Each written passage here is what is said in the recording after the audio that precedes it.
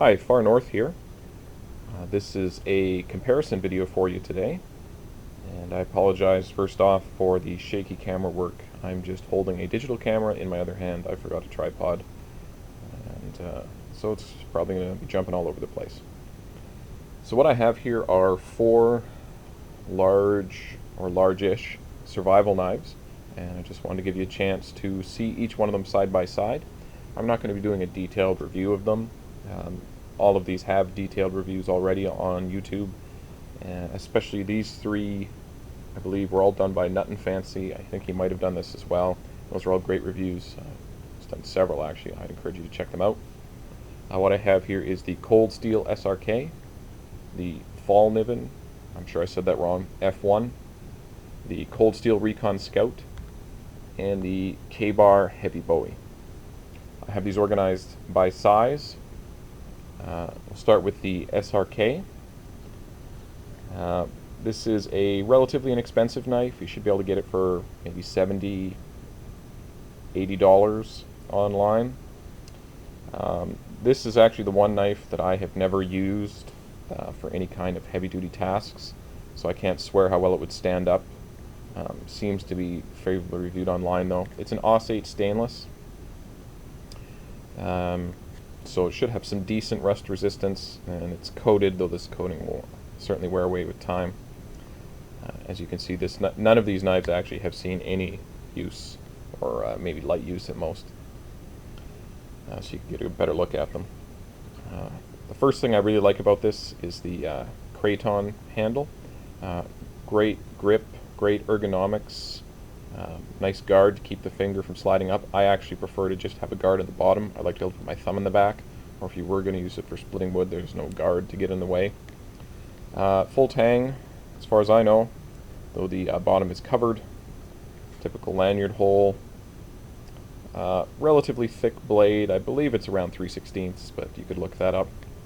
Comes with a decent sheath. It's like a molded plastic. I'm not a huge fan of it. I mean, it's perfectly acceptable. The only real issue is that this one, most of the Cold Steel ones hold well. This one just drops right out. I don't know if I've got a bad one or if they're all like that.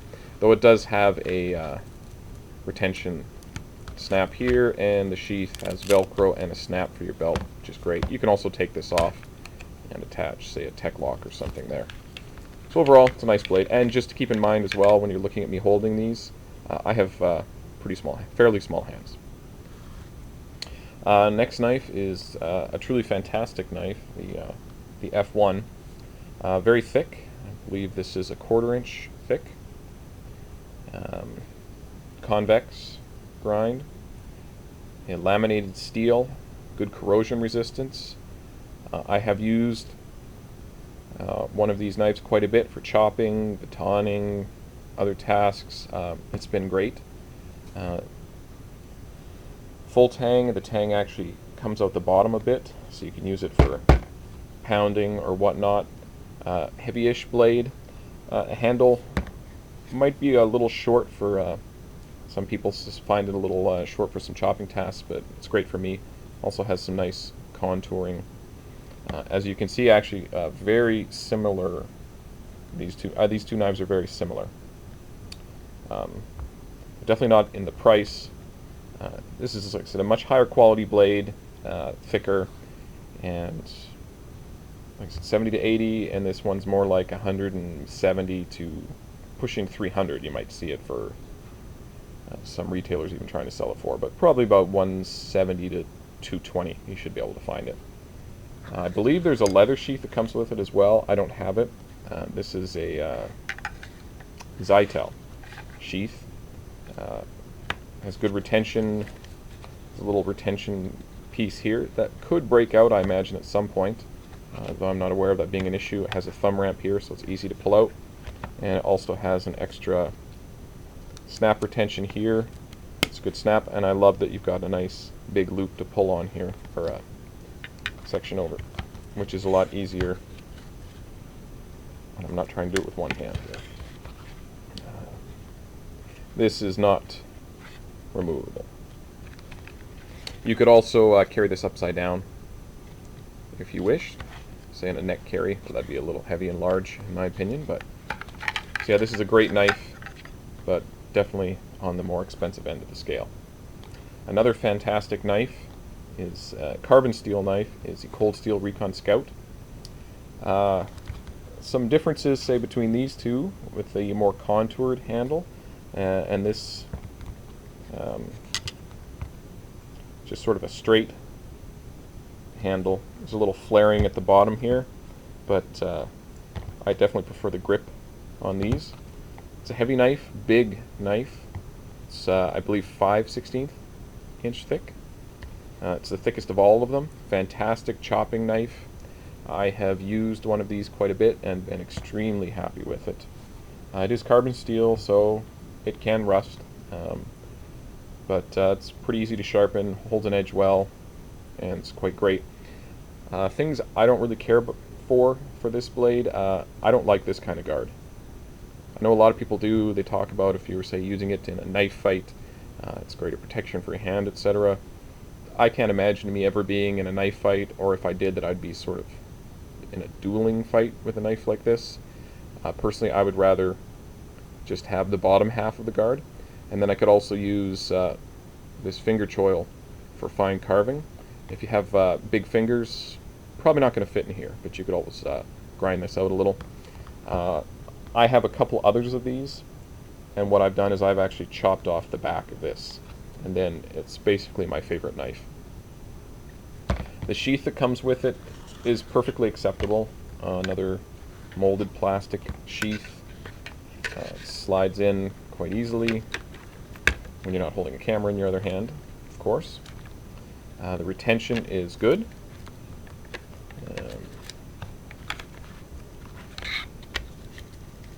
Bear with me here for a minute. Snaps in, holds it very good. There's a little rattle in all of them. Also has the same type of belt sheath snap Velcro on the back. Retention snap here. It holds well. I find it unnecessary unless you had some real concerns about it falling out. This holds it quite well, so you just carry on your belt, and I actually just put a tech lock on here and carry it on my belt. Like I said, great knife. Price, probably should be able to get one for about $100.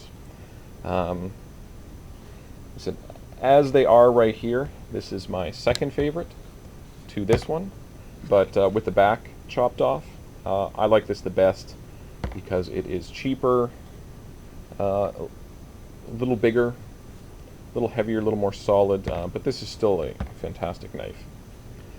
And last one here is what's probably the best value knife, I'd say. Ka Bar Heavy Bowie. Should be able to get one for just over $50. As you can see, a huge blade. Thickness about 3/16, I think, or just shy. It's definitely not a 1/4 inch. And if you can see here, it's definitely quite a bit thinner than the Cold Steel. But still more than adequate. It does make the blade a little lighter for such a long blade. The handle is unusual. Some real positives with it, and a couple things are not so great. So one thing for me, of course, is, like I said, I like not having a guard in the way in the back. And what's also interesting is you don't have a guard sticking out at the bottom. Instead, they did a flared guard on the sides, which works quite well and keeps it out of the way. However, this is an incredibly big handle. It's bulky. It's okay for me, and if you had medium to large hands, I'm sure it'd be perfectly fine. But it's pushing the edge of comfort for me with such extreme thickness for the handle. The good thing, if you're chopping or anything with it, is this flared part at the bottom here just really keeps it in your hand nicely. I've used one of these somewhat, and haven't had any problems with it. And certainly for $50, it's pretty tough to complain about it. The sheath is okay. It's Cordura, and it's leather on the back. It's pretty much what you expect you would get for this kind of price. Actually, it's probably better than what you'd expect for this kind of price, but obviously it will retain water if it gets wet. It has 2 snaps here, and I think these rivets on the back would certainly wear out over time, but for the price, I certainly have no complaints. Though it would have been nice to have an option, say, for a Kydex or some type of sheath, but you can certainly buy one. So there's your side-by-side comparison. All great knives. Something that made them even better, though, for me, like I said, I made a few changes or additions for all of them at one point or another. For the SRK, because for me, the sheath was not great, is I got this Raven concealment system sheath. I have a review on it already, which you can check out. But fantastic sheath, and makes it a great, just a perfect knife, actually. For the price, anyway. So the sheath will cost you near as much as the knife does, but worth the money if you're going to be using it a lot. Fallkniven, nothing wrong with this sheath, but I don't really care for this sort of dangler kind of style. You can tie down the bottom, but it still kind of flops around a bit. I actually got a sheath for it from On Scene Tactical. This is an ultimate retention sheath.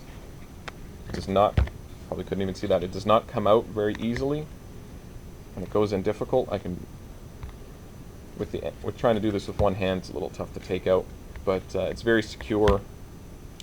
You just put this on a